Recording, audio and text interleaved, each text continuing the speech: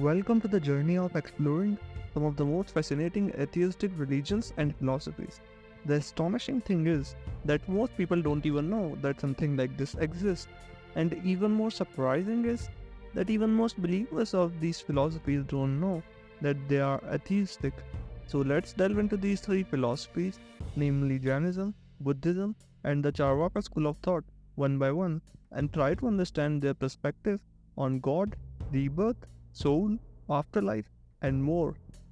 Let's start with Jainism first. So, Jainism came to be a mainstream philosophy in India after preaching of Mahavira in the 5th century BC. He is claimed to be 24th Tirthankara, which you can translate as 24th spiritual leader of Jainism. His primary teaching was Ahimsa, which is often interpreted as life of extreme non-violence. But that's not really the case, because Jainism proposes that all life possesses consciousness, which makes it impossible for Jains to actually live a life of extreme non-violence, because even if they are eating plants and vegetables, they are causing violence in some form. And while it may appear that Jains practice extreme non-violence by avoiding animal-based food, according to Jain, what they are actually doing is living a life of minimum violence. Further, many of you might be aware about Jains not eating rooted vegetables, but only few know about the rationale behind this choice. So now let me tell you the exact reason behind this concept, which is closely related to the concept of minimum violence I explained above. So the thing is, as you already know that according to Jains, even plants have consciousness and soul. They further believe that level of consciousness and number of souls differs in different parts of plant. That's why the first reason, according to them, for not eating rooted vegetables is that they believe rooted vegetables are more conscious than any other part of plant, because it is foundation of whole plant. And second is, they think rooted vegetables have infinite souls within them, because by plucking the root, we will restrict the birth of countless future leaves and vegetables of that plant. Hence, according to them, consuming such parts of plant involves infinite violence, whereas plucking of vegetables which grows above the soil will cause loss of only one soul, because once they are plucked, they can grow again. So that is the rationale behind Jains not eating rooted vegetables, which in short is just a way of promoting minimum violence. And that's all about concept of Ahimsa in Jainism for now. Now let's move to another interesting thing, that is Jainism view on concept of God. When we talk about God as creator of this universe or someone who can interfere in the working of this universe, then let me tell you, Jain scriptures reject any such kind of God. Further, it asserts that no God is responsible for actions in the life of any living organism. According to Jain doctrine, the universe and its constituents have always existed, and all the actions in the universe are governed by universal natural laws. Now let me tell you a surprising thing. Look at this Pew Research survey data. The thing is, only 1% of Jains actually do not believe in God, which signifies an amazing thing. Because of being less religious, most of the Jains are ignorant about their scripture, and due to such ignorance, they actually believe in God. Think about this again. Isn't that astonishing? Let me tell you one more thing. Jainism discourages worshipping or praying, not obviously to God because they obviously deny that, but even to the Tirthankaras, whom they consider as their religious teachers. Tirthankaras, being liberated, are beyond any kind of transaction with the rest of universe. They are not beings who exercise any sort of creative activity or who have the capacity or the ability to intervene in the answers to prayers. Hence, it is pointless to pray according to Jain philosophy. Let's talk about concept of soul in Jainism. As you might already know, Jainism does believe in the soul, and according to them, there are infinite number of souls in this universe. A soul which is eternal, a soul which is independent of anything, a soul which is responsible for whatever it does, a soul which has free will and which is not controlled by any divine thing but itself, a soul which faces consequences of whatever actions it takes in its free will. And lastly, a soul which can be freed from cycle of birth and death. Yes, Jainism does believe in cycle of rebirth. And the interesting thing is, according to Jainism, you do not necessarily get reborn as human. You can be reborn even as an animal, or even a plant. As I've already told you, they do believe even plants have soul. And the most important purpose of life, according to Jainism, is to get the soul liberated from this cycle of rebirth and get away from this world eternally. And this liberation is termed as moksha, which is a situation when soul becomes omniscient. But there is a thing, not all souls can be liberated. Some souls are inherently incapable of achieving this. Now, to attain moksha, there is need to do good karma and to adopt a ascetic lifestyle. Now, the most controversial thing is, according to Jainism, a human man is the closest creature to attain moksha. And according to the Digambar sect of Jainism, women can't even attain moksha. They have to be reborn as men to attain moksha. Now, this really sounds misogynistic. I know that, and even most of the Jains don't know that such thing exists in their scriptures. Anyway, at least the good thing is, another sect of Jainism called Shwetambara doesn't agree with this, and according to them, women as well can attain moksha. So that's all about Jainism for today. Now let's move to Buddhism, another atheistic philosophy.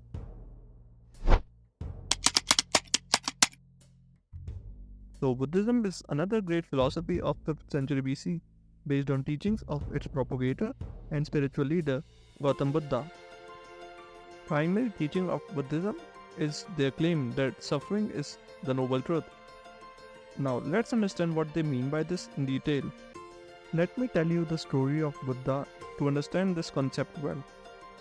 So Buddha was born in 5th century BC. His father was king of a place called Lumbini, which is in modern day Nepal. He was born in a wealthy family. When he was born, it was prophesied that he will either be an emperor of whole of India or a great spiritual leader. Now, his father wanted him to be a king. That's why he shielded him from all the sufferings of the world till the age of late 20s. He lived life full of worldly pleasure, and he was completely ignorant about things like death, disease, etc. But then, one day, he went for a short journey, leaving his royal palace, and what he saw amazed him. He met an aging man, a sick man, and a dying man for the first time in his life. He was surprised to know that this is an inevitable part of human life, and one day he will experience this too. Then on another day, on another journey, he found a saint engaged in spirituality. He was so inspired by him that he chose life of spirituality, leaving all his luxury behind. He concluded, from a small ant to a human being, we are all unified by one thing, which is that suffering is ultimate truth, and earth is full of suffering. Now when people argued, look, how is suffering the ultimate truth? I am so happy right now. How can you say earth is full of suffering? Buddhism counters it by saying that, look, happiness is more sorrowful than suffering. And to support this, they give 3 solid reasons. First, they said that to reach happiness, you have to do a lot of hard work, which causes a lot of suffering, which seems quite true. Secondly, they said that okay, even if you have reached happiness through suffering, now you are tensed to preserve that happiness. You are always worried that you may lose that happiness one day, which causes further more suffering. Now third is the moment you finally lose that happiness, which is arguably inevitable because happiness cannot stay forever. Now the suffering we get while losing happiness is unimaginable. And all these reasons sounds probably true, which means that happiness encompasses suffering at 3 levels: to reach, to preserve, and while losing, which can be said that if suffering is suffering, then happiness is suffering raised to power 3. All this sounds really pessimistic, I know, and we can't even do anything about it. Anyway, let's move to different concept of Buddhism. Under this, they transfer merits of their good karma to their ancestors so that they can arrive at pure land, referred to as heavenly paradise in Buddhist cosmology. Amazing thing about this process is that it does not result in reducing good karma of the giver. This process is compared with lighting of candle with other candle, with source candle retaining its full flame. Now let me tell you some of their arguments against God. First is, the only thing Buddhism believes that is eternal is change. So if there is God who is eternal, he doesn't fit in this philosophy because a God which changes is not perfect and hence cannot be a perfect God. Second is, if God is self-existent, perfect and eternal, then he needs nothing. And if he needs nothing, how can he create anything? Third is one of the most foundational arguments that there is cause for everything. Hence, if God is there, then he must have been created. And if he has been created, then his creator must be the real God. But it doesn't stop there. It is an endless cycle. And if you say God created himself, then it is absurd because how can nothing create anything? Now let me give you an interesting conversation between a Buddhist and a theist on concept of God as creator of this universe. Buddhism begins by stating that if the universe arose from a single cause, therefore God, things would arise all at the same time. But everyone sees that they arise successively. The theist responds that things arise in succession because of power of God's wishes. He thus wills things to arise in succession. Then Buddhist says that then things do not arise from a single cause because the desires of God are multiple. Furthermore, these desires would have to be simultaneous. But since God is not multiple, things would all arise at the same time. The theist responds that God's desires are not simultaneous because God, in order to produce his desires, take into account other causes. The Buddhist replies that if this is the case, then God is not the single cause of everything, and furthermore, he then relies on causes that are also dependent on other causes, and so on. Now this was really complex. You should rewind a few seconds and watch it again to internalize it completely. After that, come and let's see arguments Buddhism has against God on purpose of this universe. So Buddhists ask theist, what is purpose of God in making this universe? The theist states that it is for God's own joy. The Buddhist responds that in this case, God is not lord over his own joy, since he cannot create it without an external means. And if he is not sovereign with respect to his own joy, how can he be sovereign with respect to the world? Furthermore, the Buddhist also adds, how can a God find joy seeing creature he has created and all the torture he faces in so-called hell? Because he was in hell due to God's own wish. As you theists claim, everything happens is with the will of God. So that's all about concept of God in Buddhism for now. Now let's move to another fascinating thing, that is concept of soul in Buddhism. So the thing is that Buddhists don't believe in soul. Now you must be thinking, no soul means no rebirth and no rebirth means single life.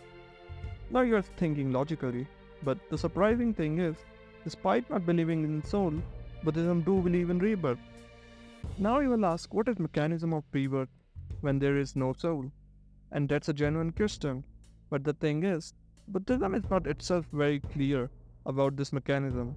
There are so many arguments by different Buddhist philosophers on this topic, but all of them don't agree on same thing. Now all those arguments maybe I will explain in some another video. For now we can think of mechanism in short as some kind of flow of consciousness to the next life. So as they believe in rebirth, the ultimate objective of Buddhism is to get rid of this cycle of rebirth, same like Jainism. But here they call this thing Nirvana. And they have the same concept of karma as you already know about, to get to the Nirvana or to get rid of this cycle of rebirth. So that's all about Buddhism for now. Now let's move to one of the most controversial Indian philosophy, which is one of the few atheistic and the only materialistic Indian philosophy, the Charvaka School of Thought. Before entering into the philosophical realm, let me tell you that Charvaka philosophy is one of the few skeptic philosophy in Indian history. And as we have seen around the world, that skeptics are disliked by religious people. Hence, in this case too, Charvaka was so disliked by other Indian philosophy that most of their text has been destroyed. And now we have only few primary sources to know about them. Most of the sources we have now are secondary, which we got through the criticism of Charvaka by other school of thought like Jainism and Buddhism in their text. Hence, there can be a sense of biasness on how they quote Charvaka. So while learning about them, we should always give them a benefit of doubt and should not judge them too early. Okay, now let's delve into the philosophical realm of Charvaka, starting with a few verses to get overview of this philosophy. यावत् जीवेत् सुख जीवेत् ऋण कृत्वा घृत पिबेय भस्मीभूतस्य देहस्य पुनरागमन कुतः. Which can be translated as long you live, live happily. Even if you have to borrow, do that, but live your life with luxury. When your body is burned into ashes, there is no return back from there. Now, this seems really interesting, so we can predict from here that they don't believe in rebirth. And let me tell you one more thing, which is that Charvaka believes that perception and direct experiment are the only source of knowledge. Now, this thinking really helps us to understand why of most of their thinking and belief, which means that a thing which cannot be perceived by our five senses, then according to Charvaka, there is no need to believe that thing as true, which logically explains us why they don't believe in rebirth simply because it cannot be perceived and there is no evidence to prove it. Hence, they believe only in one life, and that's why they are insisting us in this world to live this life at the fullest. Now, all this sounds totally logical, even with today's standards. But the thing is that it was totally opposite of what others said in that era. That's why Charvaka, the only skeptic philosophy of India, could not survive for long and ultimately vanished from people's mind. Some experts even say that if the school of thought of logical thinking and skepticism would have survived in India, then India would also have been a place of great scientific innovation and discovery. Now let's move to one of their most controversial works for which they are criticized the most. पीत्वा पीत्वा पुनः पीत्वा यावत्पत्ति भूतले उत्थाय च पुनः पीत्वा पुनर्जन्म न विद्यते. Which can be translated as keep drinking, drink again, till you fall down on the floor. After that, gather some energy, get up and drink again. Why? Because there is nothing like rebirth. Yes, you heard it right. And I don't think I need to explain of what drink they are talking about. Now you can imagine how much they would have been criticized for such kind of things. My take in this situation is that maybe it was just a different way of motivating people to not waste even single second of their life, because life is precious and is most probably just one. Anyway, we can just speculate about the intentions because we already know that all we know about them is through texts written by people criticizing them. Okay, now let's see what they say about God and creation of universe. You can even guess by now what would their conclusion be on the basis of perception. I hope you have guessed it right that they don't believe in God as it cannot be perceived by any of our five senses. That's why they oppose creationism. Creationism says that the universe was created by God for a purpose. On this, Charvaka says that no, there is no purpose, it got created by chance. Even you humans are not there for any purpose. You got born by chance and you will die by chance. All this they said while furthering support to core of their philosophy of enjoying life what we have to the fullest. Okay, now let's see what Charvaka has to say about concept of soul. Starting with the verse, चैतन्य विशिष्टो देह एव आत्मा. which means that a body with consciousness is soul. Look what interesting thing they are saying. They are equating a body with consciousness with a soul. Which means, according to them, consciousness and body are interlinked. Or in other words, it is body which gives rise to consciousness. Surprisingly, this is what even science is saying these days. In short, they are rejecting concept of soul which is different from a body or which survives even after death of a body. Now people started to ask them that you believe perception is the only source of evidence, then how can you believe in consciousness? A non-material thing which cannot be perceived to arise from a material thing like body. Charvaka answered this by giving this verse.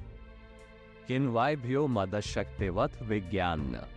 Now to explain this, I have to first tell you that Charvaka believes that everything in this universe is formed by mixture of four elements. Those are air, fire, water, and earth. So now let me explain what above verse is trying to say. It is saying that, look, when you eat jaggery or grape, you don't get intoxicated. But when you pass grapes through process of fermentation, you get the immaterial property of intoxication in material wine. So that's what happens with consciousness. All four elements mix in such a proportion to form body and ultimately consciousness. So that's how, according to them, non-material consciousness can arise from a material body. Now don't ask me that why they take example of such things every time. I don't know. Anyway, now let's see what Charvaka has to say about heaven, hell and afterlife. They say, Sukhamev Swarga, Dukhamev Narkan. which means when you are happy, it is heaven, and when you are sad, it is hell. Thus, they are trying to say that whatever hell or heaven exists, it is in this world, and not anywhere else. So don't waste your time hoping you will get heaven, and don't live your life in suffocation of fear of hell. Further, they don't believe in concept of karma. So they say, life can be unfair. Whatever it is here, so live accordingly. Further, when someone asks them, what is your concept of liberation? Like there is Moksha and Nirvana and other school of thought. Replying to this, they said, Maranam ev apvarga. which means death is liberation itself. Thus, there is nothing after that. Look how logical these people sound. So it must be very difficult for other school of thought to refute them logically. Maybe that's why they destroyed their text out of frustration. Anyway, that's all about Charvaka philosophy for now. In conclusion, the journey through these atheistic philosophies have been a captivating exploration into the diverse ways human beings have grappled with the question of existence, purpose, and the divine. Each philosophy offers a unique perspective, inviting us to challenge our preconceptions and expand our understanding of world around us. From profound teachings of non-violence and karma in Jainism to the introspective insights of suffering and rebirth in Buddhism, even the bold skepticism of the Charvaka philosophy, we have witnessed a rich tapestry of ideas that continues to inspire contemplation and debate. By embracing the diversity of human thought, we uncover the beauty in questioning, exploring, and seeking knowledge. Thank you for joining me on this journey of exploration. But remember, the quest of knowledge is a journey without end. The path you choose to follow is a journey of your own making. May you find inspiration in these philosophies and continue to seek understanding and wisdom in your own unique way.